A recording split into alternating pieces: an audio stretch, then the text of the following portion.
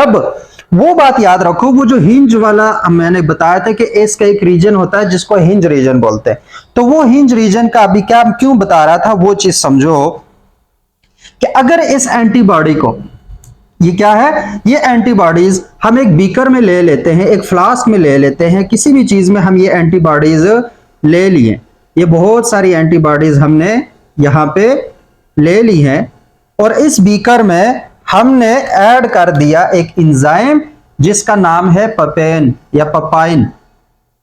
ये एंजाइम अगर हम ऐड करते हैं, कौन से वाला, पपाइन या फिर पपेन, और इस बीकर के अंदर एंटीबॉडीज पड़ी हुई है, तो जब ये एंजाइम ऐड करता है तो ये एंजाइम इन बॉडीज को, इन एंटीबॉडीज को कट करेगा।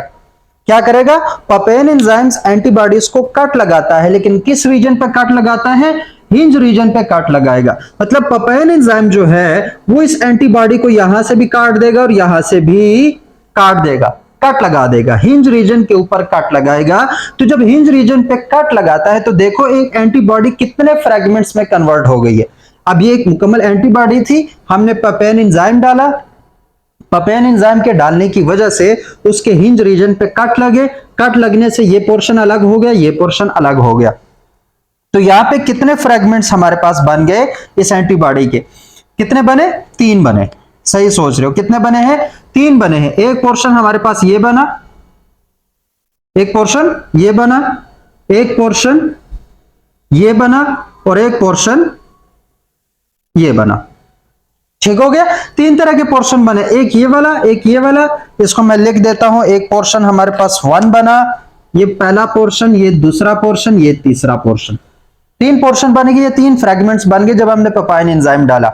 अब ये बताने का मकसद क्या है, ये वाला जो पोर्शन है, ये जब हमने इस बीकर में पपाइन एंजाइम डाला तो इस तरीके से हर एंटीबॉडी क्या है, हर एंटीबॉडी जो है वो इस तरीके से डिफरेंट पोर्शन में कन्वर्ट हो गई। तो उस पोर्शन में से भी ये वाला जो पार्ट है, ये जो कांस्टेंट रीजन का पार्ट है, हैवी चेन्स वाला, ये नीचे आके बैठ जाता है। ये क्या हो जाता था, नीचे आके बैठ गया था, ऐसे नीचे बैठ गया था, जिसको बाद में साइंटिस्ट ने क्रिस्टलाइज कर दिया, क्रिस्टलाइज करके बाहर निकाल दिया। ये पोर्शन नीचे आके बैठ गया, ये वाला पोर्शन क्या हुआ, नीचे बैठ गया, जिसको साइंटिस्ट ने बाद में क्रिस्टलाइज कर दिया, क्रिस्टलाइज या क्रिस्टलाइन जिसको बोल सकते हैं। तो इनकी क्रिस्टलाइजेशन हो गई और क्रिस्टल्स की फॉर्म में बाहर आ गए। तो इस क्रिस्टलाइजेशन की वजह से इस फ्रैगमेंट को बोला जाता है एफसी फ्रैगमेंट, फ्रैगमेंट क्रिस्टलाइजेबल, फ्रैगमेंट क्रिस्टलाइजेबल। कि ये जो हमारे पास फ्रैगमेंट है एंटीबॉडीज का, वो नीचे बैठ गया और उसके बाद उसकी क्रिस्टलाइजेशन हो गई, जिसकी वजह से इस पोर्शन को बोला जाता है एफसी पोर्शन। ये जो जिसमें दोनों चेन्स क्या है, हैवी चेन्स हैं, इसमें कोई लाइट चेन इन्वॉल्व नहीं है। एफसी पोर्शन में हमारे पास है कोई चेन इन्वॉल्व नहीं होता, दोनों चेन, कोई चेन कह रहा हूं, कोई लाइट चेन इन्वॉल्व नहीं होती, बल्कि ये वाली चेन और ये वाली चेन दोनों किसकी होती हैं, दोनों हैवी चेन्स की होती हैं। तो F C for crystalline, C for crystalline. इसी तरीके से एक और बात याद रखो कि इसी एफ सी पोर्शन पे अभी हमने बात की कि कंप्लीमेंट बाइंडिंग डोमेन होती है। इसी एफ सी पोर्शन पे हमारे पास क्या होती है, कंप्लीमेंट बाइंडिंग प्रोटीन या कंप्लीमेंट बाइंडिंग डोमेन। तो इससे भी हमें एफ सी याद रहेगा कि सी फॉर कंप्लीमेंट बाइंडिंग डोमेन या साइट, कि जो वो डोमेन, वो जगह जहां पे कंप्लीमेंट सिस्टम आके बाइंड करेगा, वो भी किसका पार्ट है, वो भी एफसी फ्रैगमेंट का पार्ट है, वो भी किसका पार्ट है, एफसी फ्रैगमेंट का पार्ट है। इसी तरह मैक्रोफेजेस जो है वो भी आके जो बाइंड करेंगे वो किस फ्रैगमेंट के साथ करेंगे, एफसी फ्रैगमेंट के साथ करेंगे। किसके साथ, फ्रैगमेंट के साथ करेंगे, एफसी फ्रैगमेंट के साथ। तो ये वाला जो जिसमें दोनों चेन हैवी चेन्स है, इसको बोलेंगे एफसी फ्रैगमेंट। ये वाला फ्रैगमेंट है, अगर इसको गौर से हम देखते हैं तो ये कौन सा फ्रैगमेंट, इस फ्रैगमेंट का नाम क्या बनना चाहिए। इस फ्रैगमेंट में बेसिकली और तो कुछ भी नहीं है, लेकिन जो एंटीजन बाइंड हो रहा है वो इस फ्रैगमेंट पे भी हो रहा है और इस फ्रैगमेंट पे भी हो रहा है। तो इन दो फ्रैगमेंट्स को हम कहेंगे fragment antigen binding, FAB. FAB मतलब एंटीजन बाइंडिंग फ्रैगमेंट। वो फ्रैगमेंट जहां पे एंटीजन बाइंड कर रहा है उसको एफएबी फ्रैगमेंट बोलते हैं। इसी तरह यहां पर भी एफएबी होगा। एफएबी का मतलब क्या है, फ्रैगमेंट एंटीजन बाइंडिंग, मतलब एंटीजन बाइंडिंग फ्रैगमेंट ये वाला है। तो यहां से गौर से देखते हैं, तो पापाइन एंजाइम डालने की वजह से हमें क्या मिला, अगर इसको हम रिएक्शन की सूरत में लिखते हैं, तो जब हमने एंटीबॉडी, क्या है, एक एंटीबॉडी ली और उस पे पेपाइन एंजाइम डाल दिया, क्या कर दिया, पेपाइन एंजाइम डाल दिया, तो पेपाइन एंजाइम डालने की वजह से हमें एक FC फ्रैगमेंट मिला, ठीक है, और दो हमारे पास FAB फ्रैगमेंट मिले। एक FAB एंटीजन बाइंडिंग फ्रैगमेंट ये मिला और एक एंटीजन बाइंडिंग फ्रैगमेंट ये वाला मिला। क्या हुआ, ये वाला मिला। तो अब आगे समझ के FC क्या होता है या FAB क्या होता है, वो होप्स होके समझ आ गई। FC पे कॉम्प्लीमेंट सिस्टम जो है वो भी आके एक्ट करेगा और मैक्रोफेजेस वाला सिस्टम जो है वो भी आके एक्ट करेगा। मतलब जो किलिंग मैकेनिज्म है वो FC फ्रैगमेंट का काम है, जो कि रिकॉग्निशन मैकेनिज्म है वो हमारे पास FAB फ्रैगमेंट्स का काम होता है। वो किसका काम होता है, FAB फ्रैगमेंट्स का काम होता है। तो ये तो हो गया ड्यू टू किसके, ड्यू टू पेपाइन, ड्यू टू पेपाइन। अगर हम इसमें एक और एंजाइम डालते हैं, कौन से वाला एंजाइम डालें, अगर हम इसी बीकर में अभी डाल रहे हैं एक और एंजाइम, और वो एंजाइम कौन सा है, ये एक बीकर है जिसमें एंटीबॉडीज पड़ी हैं और इस एंजाइम में हमने डाल दिया पेप्सिन एंजाइम। कौन से वाला एंजाइम डाल दिया, पेप्सिन एंजाइम। तो पेप्सिन एंजाइम के डालने की वजह से क्या होगा कि ये एक एंटीबॉडी है, ये इसकी लाइट चेन है, दूसरी हैवी चेन थी, ये आपस में डाइसल्फाइड ब्रिजेस की वजह से जुड़े हुए हैं। तो जो पेप्सिन एंजाइम है वो हिंज रीजन से नीचे नीचे कट्स लगाएगा, यहां पे क्या करेगा, नीचे नीचे मुख्तलिफ कट्स लगा देगा, ये ऊपर वाला पोर्शन ऐसे ही रहेगा। तो जो FAB पोर्शन है वो वैसे ही रहेगा, जबकि FC जो पोर्शन है वो खत्म हो जाएगा। तो अगर हम एंटीबॉडीज पे पेप्सिन डालेंगे तो वो एंटीबॉडीज एंटीजन को रिकॉग्नाइज तो कर सकेंगे, लेकिन उस एंटीजन को मार नहीं पाएंगे। क्या कर नहीं कर पाएंगे, मार नहीं पाएंगे, क्योंकि FC रीजन उसका खत्म हो जाता है, जबकि ये जो दोनों FAB फ्रैगमेंट्स हैं वो एक दूसरे के साथ जुड़े रहते हैं ड्यू टू पेप्सिन एंजाइम। अब इसको ज्यादातर यूज किया जाता है जब हमने किसी एंटीजन को रिकॉग्नाइज करना होता है, तो उसमें पेप्सिन एंजाइम डालने से उसका FC पोर्शन खत्म हो जाता है, जबकि ये जो एंटीजन रीजन है वो एंटीजन रीजन जो है वो हम उसको एक्सट्रैक्ट कर लेते हैं। अगले बड़े बड़े लेवल्स पे फिर इसको तुम इसका अफादियत जो है वो देख लोगे कि ये कितने मजे का काम है। तो ये भी हो गया हम पेप्सिन की वजह से करते हैं। अब और क्या चीज है जो हमने पढ़नी है इसके बारे में, एंटीबॉडी के बारे में। एंटीबॉडी के बारे में एक और चीज याद रखना, ये हमारे पास क्या है, एक एंटीबॉडी है। ये एक लाइट चेन है, एक हैवी चेन है, आपस में किसके जरिए जुड़े हुए हैं, डाइसल्फाइड बॉन्ड के जरिए जुड़े हुए हैं। तो जो वेरिएबल रीजन है क्या है हमारे पास, बिलफर्ज ये यहां से आगे वेरिएबल रीजन है, यहां से आगे क्या है, वेरिएबल रीजन है। इस वेरिएबल रीजन के अंदर भी एक रीजन होता है जो कि बहुत ज्यादा वेरिएबल होता है। क्या होता है हमारे पास, बहुत ज्यादा, वो छोटा सा एक रीजन होता है जो खास तौर पर एंटीजन के साथ बाइंड करता है। वेरिएबल रीजन के अंदर मैं कह रहा हूं एक दूसरा रीजन होता है जिस बहुत ज्यादा ही वेरिएबल होता है, वो दो एंटीबॉडीज का आपस में कभी मिल ही नहीं सकता, उसको क्या बोलेंगे, उसको बोलेंगे हाइपर वेरिएबल रीजन।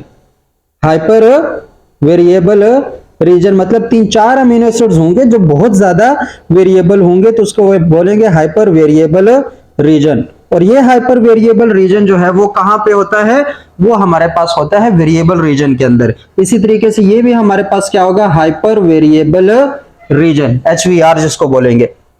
और इसी के वजह से जो है एक एंटीजन वो आपस में इस एंटीजन को रिकॉग्नाइज किया जा सकता है, इस एंटीजन को रिकॉग्नाइज किया जा सकता है due to hyper variable reason.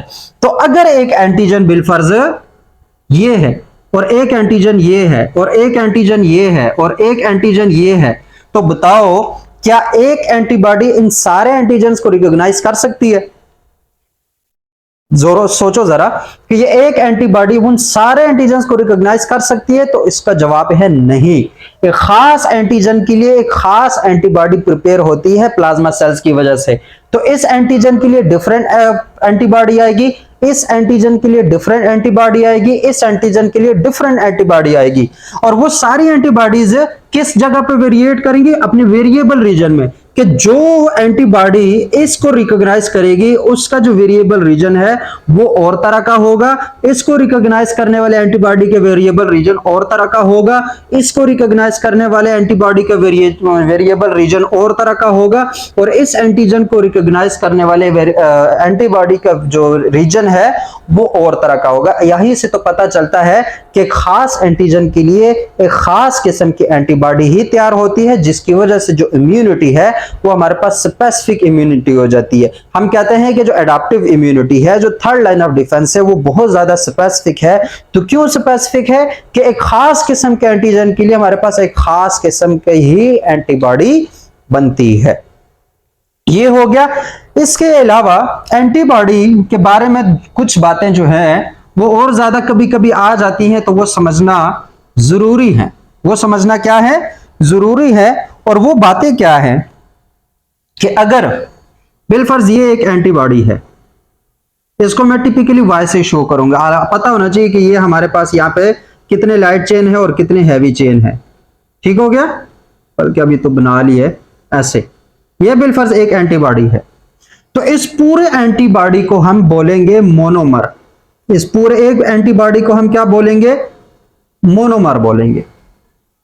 इसी तरह कभी कभी होता है डाइमर। क्या होता है? डाइमर। तो डाइमर का मतलब क्या होगा? डाइमर में हमारे पास बेसिकली दो एंटीबॉडीज हैं। बल्कि इनको समझाने से पहले ये बात बताओ जरा, ये जो एंटीबॉडी थी, ये एक एंटीबॉडी कितने एंटीजन को रिकॉग्नाइज कर सकती है? एक एंटीजन ये हो गया और एक एंटीजन ये हो गया। तो एक एंटीबॉडी हमारे पास दो सेम एंटीजन्स को एट अ टाइम रिकॉग्नाइज करेगी। तो यहां पे मोनोमर है, मोनोमर में हमारे पास एंटीजन कितने रिकॉग्नाइज हो सकते हैं? दो। तो इसकी वैलेंसी कितनी होगी? मोनोमर की वैलेंसी होगी दो, कि ये दो एंटीजन्स को रिकॉग्नाइज कर सकता है। अब अगर आते हैं हम डायमर पे, तो डायमर में भी हमारे पास दो ही एंटीबॉडीज होती हैं, लेकिन दो एंटीबॉडीज को एक और तरह का पेप्टाइड जो है वो हमारे पास इन दोनों को आपस में लिंक करता है, जिसको हम बोलेंगे जे चैन। क्या बोलेंगे इसको हम? जे पोर्शन या फिर जे चैन। और इस जे चैन या जे पोर्शन की वजह से ये दो एंटीबॉडीज आपस में मिली होती हैं। तो इस तरह के स्ट्रक्चर को फिर हम बोलेंगे डायमर बोलेंगे।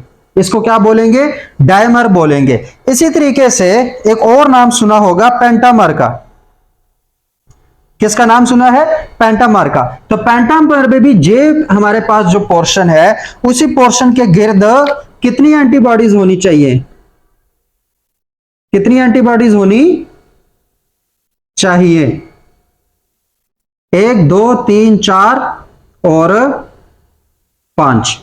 तो उस जो जे पोर्शन है, उस जे पोर्शन प्रोटीन के गिर्द हमारे पास अगर 5 एंटीबॉडीज हों तो वो हमारे पास हो जाता है पेंटामर। कौन सा हो जाता है? पेंटामर। खासतौर पर जो आईजीएम क्लास है वो पेंटामर की फॉर्म में ही होता है। तो उसकी भी पता होना चाहिए कि व्हाट इज मोनोमर, डायमर या पेंटामर इन एंटीबॉडीज कंसेप्ट।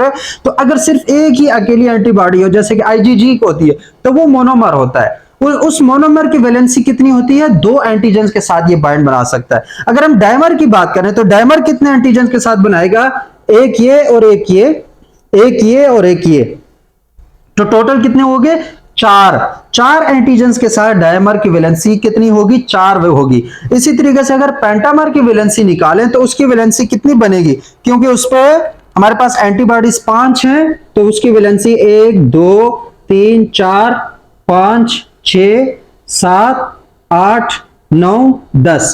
तो पेंटामर जो एंटीबॉडी होती है उसकी वैलेंसी कितनी आएगी? उसकी वैलेंसी हमारे पास आएगी 10। डायमर की 4, मोनोमर की 2। मोनोमर की कितनी आएगी? 2 आएगी। तो ये हमारे पास वैलेंसी क्या है? वैलेंसी का मतलब ये होता है कि एक खास किस्म की एंटीबॉडी कितने एंटीजन को जोड़ सकती है, कितने एंटीजन के साथ बाइंड कर सकती है। तो मोनोमर एंटीबॉडी अगर होगी तो 2 एंटीजन के साथ, अगर डायमर एंटीबॉडी होगी तो 4 एंटीजन के साथ, अगर ट्राइमर एंटीबॉडी हुई जिसमें 3 एंटीबॉडी मतलब 6। इसी तरह अगर पेंटामर की हमारे पास हुई एंटीबॉडी हुई, जैसे कि आईजीएम क्लास है, तो उसकी वैलेंसी कितनी बनेगी? 10 बनेगी। उसकी वैलेंसी कितनी बनेगी? 10 बनेगी। इसके अलावा एक और कॉन्सेप्ट होता है कि एंटीबॉडी अफिनिटी। एंटीबॉडी अफिनिटी क्या होती है? कि हमारे पास एंटीजन एक एंटीबॉडी के साथ कितनी मोहब्बत से जुड़ता है। जो एंटीजन एंटीबॉडी कॉम्प्लेक्स बनता है उसमें एंटीजन कितनी अफिनिटी के साथ कितनी ज्यादा फोर्स के साथ वो एंटीजन के साथ जुड़ा हुआ होता है, तो उसको बोलेंगे हम एंटीबॉडी अफिनिटी बोलेंगे। उसको क्या बोलेंगे? Antibody affinity. जैसे ये हमारे पास एक एंटीबॉडी है, ये क्या हमारे पास एक एंटीबॉडी है, तो इस एंटीबॉडी में वो जो एंटीजन है उसके और एंटीबॉडी के दरमियान कितनी अफिनिटी है, किस तरह के फोर्सेस आपस में मिल रही है, वो उसकी अफिनिटी होगी। और एक बात याद रखना, ये जो एंटीबॉडी एंटीजन के साथ जुड़ती है, इनके दरमियान जो फोर्स होती है, किसी फोर्स की वजह से दो चीजें आपस में जुड़ती है ना, तो वो हमारे पास बेसिकली या तो होते हैं इलेक्ट्रोस्टैटिक फोर्स, क्या है? Electrostatic force. इलेक्ट्रोस्टैटिक फोर्स का मतलब क्या है? वैसे एंटीबॉडी जो है बाय नेचर नेगेटिव होती है, तो बिलफर्ज जो हमारे पास एंटीबॉडी का पार्ट है वो नेगेटिव है, और मतलब उसमें कोई अमीनो एसिड नेगेटिव है, जबकि एंटीजन में कोई अमीनो एसिड आ जाता है पॉजिटिव, तो पॉजिटिव और नेगेटिव के दरमियान जो अट्रैक्शन होती है वो क्या होती है? इलेक्ट्रोस्टैटिक इंटरेक्शन या इलेक्ट्रोस्टैटिक फोर्स। तो उसकी वजह से भी एंटीजन एंटीबॉडी के साथ जुड़ सकता है, या फिर वैन डेर वाल फोर्सेज होती हैं उसकी वजह से भी जुड़ सकते हैं, या फिर वीक हाइड्रोजन बॉन्डिंग की वजह से भी एंटीजन एंटीबॉडी के साथ जुड़ सकता है। ठीक है, इलेक्ट्रोस्टैटिक फोर्सेस भी हो गई, वैन डेर वाल फोर्सेस से भी हो सकता है, और हाइड्रोजन बाइंडिंग की वजह से भी हो सकता है। और किस अफिनिटी के साथ ये एंटीजन एंटीबॉडी के साथ मिल रहा है, उसको हम बोलेंगे अफिनिटी ऑफ द एंटीबॉडी। फिर वैलेंसी ऑफ द एंटीबॉडी क्या है कि एक एंटीबॉडी कितने एंटीजन के साथ जुड़ पा रही है, कितने एंटीजन के साथ जुड़ पा रही है। तो ये था ऑल अबाउट हमारे पास एंटीबॉडी के बारे में कि एंटीबॉडी क्या है और उसका मॉडल स्ट्रक्चर बेसिकली क्या है। एक और बात बड़ी इंपॉर्टेंट है कि अगर बिलफर्ज लैब में तुम काम कर रहे हो और तुम्हें एंटीबॉडी एक्सट्रैक्ट करनी है, तो एंटीबॉडी को कैसे एक्सट्रैक्ट करोगे? तो उसके लिए सबसे पहले सोचने की बात है कि एंटीबॉडी कहां पर है, हमारे जिस्म के अंदर एंटीबॉडीज होती कहां पर है। तो हमारे जिस्म में जो एंटीबॉडीज की अकरेंस होती है वो ब्लड में होती है। हमने ये बात कही है कि प्लाज्मा सेल जो है जब वो एंटीबॉडीज को बना रहे होते हैं तो बनाने के बाद उसको ब्लड स्ट्रीम में रिलीज कर देते हैं, तो वो तो ब्लड के अंदर है। लेकिन ब्लड के अंदर भी कहां? ब्लड के अंदर कहां पर? ब्लड के दो पोर्शन हैं, एक पोर्शन को बोलते हैं सेल्यूलर पोर्शन जिसमें सेल्स होते हैं, और दूसरे पोर्शन को बोलते हैं प्लाज्मा जिसमें इलेक्ट्रोलाइट्स और प्रोटीन्स और कार्बोहाइड्रेट्स और इस तरह की चीजें होती हैं। एक सेल्यूलर पार्ट जिसमें हमारे पास लिकोसाइट्स हैं, प्लेटलेट्स हैं, ब्लड सेल्स हैं, या हमारे पास जो एर्थ्रोसाइट्स हैं, रेड ब्लड सेल्स, वो आ जाते हैं। और दूसरा पोर्शन उसका प्लाज्मा पोर्शन होता है जिसमें कोई सेल नहीं होता बल्कि बाकी सारी चीजें प्रेजेंट होती हैं वाटर के समेत। तो हमारे पास जो एंटीबॉडीज है वो प्लाज्मा में पड़ी होती हैं। वो किस में पड़ी होती हैं? प्लाज्मा में पड़ी होती हैं। प्लाज्मा में भी डिफरेंट चीजें हो सकती हैं कि यार एंटीबॉडीज प्रोटीनिक फंक्शन पोर्शन में होंगी, कार्बोहाइड्रेट के पोर्शन में होंगी, या वो लिपिड के पोर्शन में होंगी, या फिर वो न्यूक्लिक एसिड के पोर्शन में होंगी। तो हमारे पास जो एंटीबॉडीज हैं वो प्रोटीनिक पार्ट है, वो तो हमें पता है कि प्रोटीन है, तो वो जो प्लाज्मा का प्रोटीनिक पार्ट है उसके अंदर प्रेजेंट होंगी। अगर उसको थोड़ा सा और हम अंदर लेकर जाएं तो प्रोटीनिक पार्ट ऑफ द या proteinic portion of the plasma, उसमें हमारे पास एंटीबॉडीज प्रेजेंट होती हैं। इसको अगर मजीद फिर तुम लोगों ने करना है क्लैरिफाई, तो क्या करो कि जो प्रोटीनिक पोर्शन ऑफ द क्या है प्लाज्मा है उसको लो, उसकी इलेक्ट्रोफोरेसिस करो, उसको एक फिल्टर पेपर पे या उसको एक जेल पे यहां पे रन करो। ठीक है, यहां पे एक ब्लड का कतरा डालो प्रोटीनिक पोर्शन वाला, और इसको पॉजिटिव नेगेटिव के साथ जोड़ दो। ये नेगेटिव और ये पॉजिटिव, ये इसको मैंने एक बैटरी के साथ जोड़ा हुआ है। क्या किया हुआ है? बैटरी के साथ जोड़ा हुआ है। जो जैसे बैटरी के साथ जुड़ेगा तो क्योंकि हमारे पास एंटीबॉडीज नेगेटिव इन चार्ज है तो वो पॉजिटिव की तरफ भागेंगी। क्या करेंगी? पॉजिटिव की तरफ भागेंगी। पॉजिटिव तक भागने के दौरान जो प्रोटीन है, जो सबसे लाइट वेट प्रोटीन होते हैं, वो सबसे पहले इधर आ जाएंगे, फिर उससे जो कम वेट वाले हैं वो इधर आ जाएंगे, उससे कम वेट वाले इधर आ जाएंगे, उससे कम वेट वाले इधर आ जाएंगे, और इस तरह जो बहुत ज्यादा वेट वाले हैं वो उधर ही रह जाएंगे। तो यहां पर जब हमारे पास ये सारे पोर्शंस आ जाएंगे तो जो पहला पोर्शन है वो अल्ब्यूमिन के लिए, किसके लिए? अल्ब्यूमिन जो हमारे पास प्रोटीन्स है उनके लिए होता है। दूसरा, तीसरा और चौथा, ये जो तीन पोर्शन है ये हमारे पास इम्यूनोग्लोबिन्स के लिए, ग्लोब्युलिन्स के लिए।